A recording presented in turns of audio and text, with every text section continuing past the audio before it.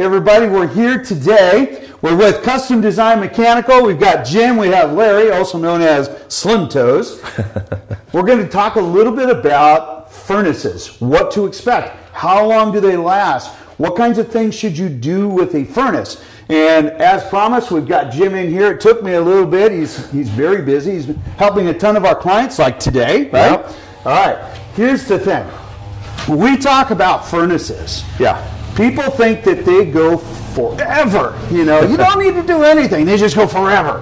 Is that the case? No, definitely not the case. Okay, how long do they last?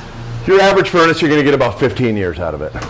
15 years, that's it? Yeah, if you maintain it well. If you don't, maybe 12. Wait a second. Now, you said you maintain it well. That means what? Does that mean that I come in here and I just dust it off, make it look pretty? No, we need to take the doors off of our furnaces. We need to inspect the inside. When they're in garages, this is a brand new furnace we're installing right now, so it's pretty darn clean. But you need to come in here and clean this stuff out, vacuum this stuff out. Right. Have a service company or somebody come in and service this at least once every 18 months. At minimum. Okay, do you do that? We do service work, yes. We can definitely do that. That is perfect. Does that Slim Toast? That's Slim Toast job. Right on. Okay. So he's going to come in, he's going to vacuum it down in the burners down here. He's going to blow all that stuff out. He's going to clean all that out. He's going to check the circuit boards down here, make sure that there's nothing burned or there's nothing on that that could short that circuit board out or anything like that. And then he's going to make sure that your vent right here is clean and free of all the debris, because this is where our exhaust is going out. So this is going to be one of the culprits that, if it gets backed up, is going to cause the furnace to fail. Let's talk about culprits. When we talk about a furnace, what is a common failure that they would see with this? Usually it starts right here with dirty filters. That's 80% of the calls that I get. How often should they replace a filter? If you have a filter box like this, which would be your typical 4-inch type of media filters, it'll slide right in here. And this filter, a 4-inch filter, should be changed every 3 months. So when we do a job for our customers, we give them a year's worth of filters. And we come back at the end of that first year just to do an inspection. That's part of our installation process, what we do. So we check everything out for free at the end of the first year. No service call or charge to you guys. Now, if I see 3 filters sitting here, I'm going to know you didn't do a very good job on changing your filters, because we give you a year's worth. So hopefully you're getting another year's worth of filters when we come back for that service call. Perfect. So that's kind of that ongoing customer service you provide. Yeah. Okay, perfect. So here's the thing, everybody. A lot of you are you know, it's just like out of sight, out of mind, and you don't replace filters. The bigger ones, you have more time. So once a quarter. Once a quarter with the 4-inch filters. Well, what is it, that 1-inch that a lot of people say? 1-inch filters, we recommend every month. Every single month. 1-inch filter. Okay, for those of you that do not believe me, you're hearing it from Jim. He's telling you once a month. What happens if you don't change your filters? It causes your furnace to overheat. Because you're not pushing enough air across the heat exchanger. So we're wasting energy. We're wasting energy, but the bigger culprit is going to be if you heat up your heat exchanger too much, you're going to crack your heat exchanger. So what happens when you get a cracked heat exchanger? If you get a cracked heat exchanger, we get in CO, carbon monoxide, and that's going straight into your house through your heating system. Which kills you. Which could potentially, kill you. Yes. That's why we have CO detectors, right? Yes, correct. Correct. So this is the typical filter you're going to see. All right. As a media filter, yes. This is a nice big thick one here. We use these so that people don't have to change them quite as often, because people tend to forget to change filters on that. Filters are directional, and if you look closely, you can see the little metal wires that are holding this media filter together. On this side, it's just nice pleated. Right. The metal part of the filter, you want that going with the airflow. So the airflow hits the wire. So as this furnace is drawing air, it's coming down here, it's drawing air up through the bottom, across this coil. We're installing a heat pump on this particular job here. We'll get to that later. It goes up into the ductwork system, and then that goes out and distributed into your house. The metal wires are here to protect so the filter doesn't start falling apart and getting sucked into your furnace and get into your heat exchanger and potentially cause a fire. Okay, question for you. Come here, buddy. All right, so we're gonna get our Slim Toast here. When our filter looks the same color as his shirt, which we see all the time, right? Yes. Okay. That is dirty. Is that well beyond where they should have changed it? If it's If it's got any buildup at all, it's beyond where you should have changed it. Just like your radiator in a car, right? If we start to gather a bunch of grime on our radiator and we don't ever clean our radiator, our car's going to overheat. Right. And the filter is just like your radiator. It's picking up all of this. Okay. So it's kind of like if you were going to go run a marathon and you put a straw in your mouth and you had to breathe through that straw, that is exactly what you're doing. Is that a fair statement? Yep, correct. Okay. Yeah. So understand, the more frequent that you change your filter, probably the better air quality you're going to have. Oh, much better. Much and better. the longer your furnace is going to last. Correct. Okay. Correct. So and minimizes your service calls. Okay, that's which can get expensive. Super expensive. Yeah. Because for everybody out there, this is a safety item for you guys. Can I look at this and say, hey, yeah, my heat exchanger is looking at it, it's in great shape? No. You can't tell. No. How can you tell when a heat exchanger fails? Carbon monoxide detector goes off. Okay. We have some special gauges we can hook into the ductwork that's going to test the air going through there on that end of it there, or we'll do a visual inspection on that. But that requires you to disassemble and specialized equipment for testing. Yes. And that's something that you guys do. Yes. We will make sure that you protect your family. We'll make sure that that link is on this video down below so you can reach out to Jim and Slim Toast here and you guys can go ahead and get a service call. So like this client, they came out and we looked at it, or I should say you guys looked at it. It was coming out for a basic service and it was like, no, this thing is at its end of life experience. Yeah. Okay. So question, this is, because I just said, hey, you came out to do a service and boom, all of a sudden we're replacing something. All right. Yeah. This is not throwing you into the bus. I'm going to be very transparent with these guys. Are there some disreputable folks out there in today's industry? Unfortunately, just like everything, there always are. Okay. Unfortunately. All right. So when somebody comes out and they say, hey, by the way, you are at life's end. Let's talk a little bit about this one. What was the compelling information that said it is time to replace this? The big reason on this one here is that the furnace had gotten to the end of its life expectancy year-wise, but we were adding this heat pump into the system. Okay. So whenever we get to a furnace that's at 10 years old or beyond, when we're adding in a heat pump or air conditioning, we always try to get the customer to upgrade the furnace to match the coil, to match the condenser, so that everything is one complete unit with the same manufacturer, so all the controls, everything communicate together, and you get the most efficient system possible on that end of it there. So in other words, don't put brand new tires and wheels on a 1965 Camaro that belongs in the junkyard. You got it. You got it. You're sure?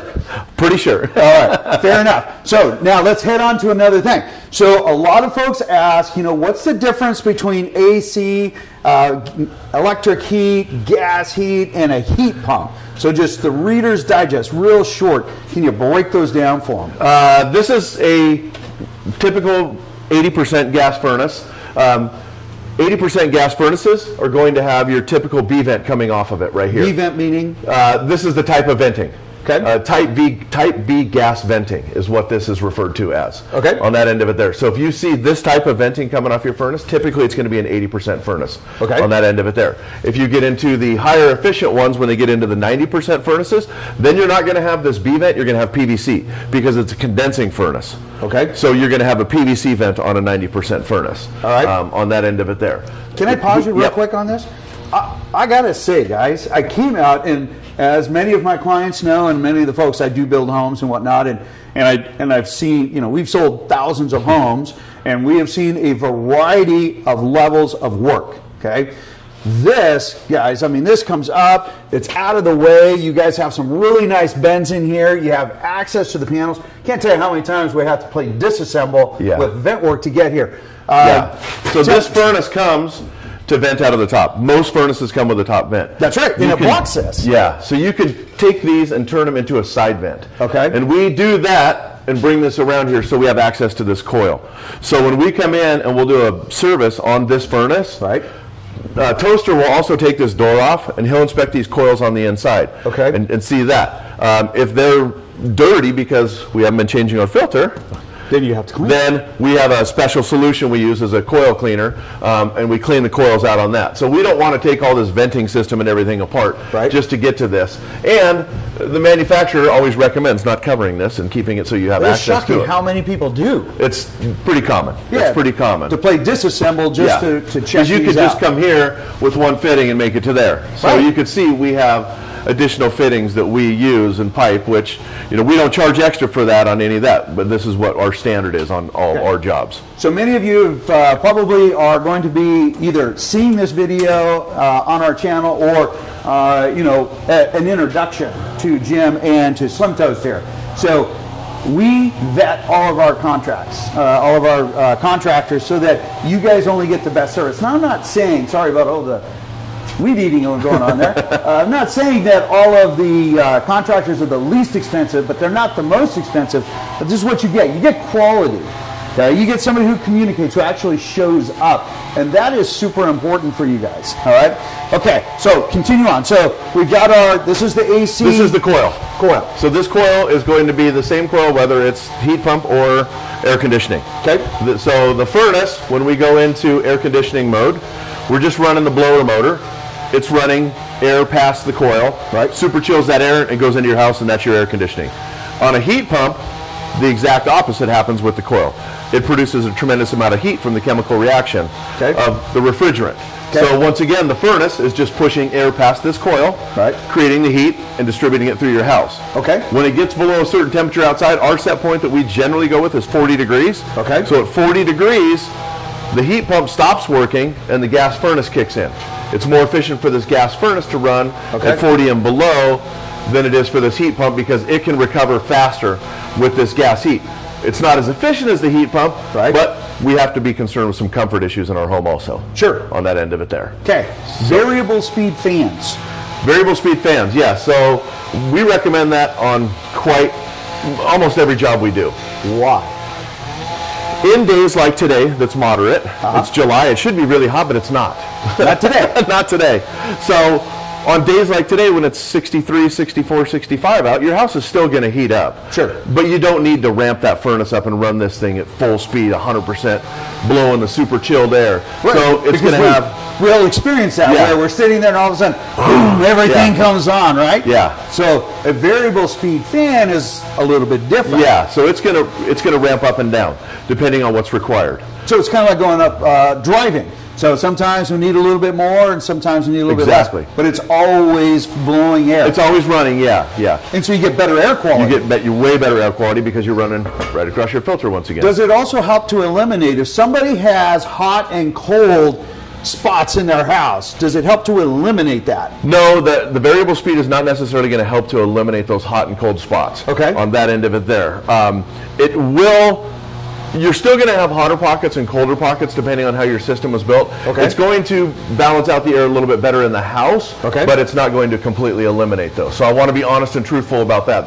It's not going to solve the problems that some people will tell you it will solve.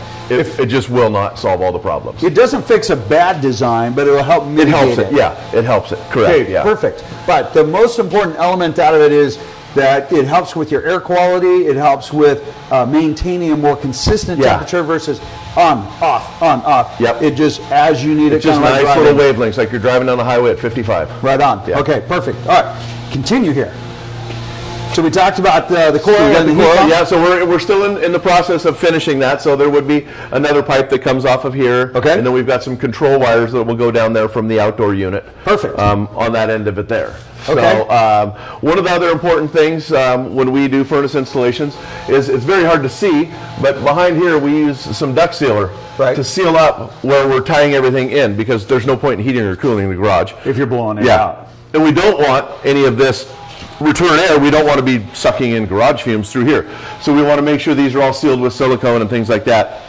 So that we're not pulling in garage air and dumping that into our house. Because if we have a gas can in here, immediately it'll pull it in.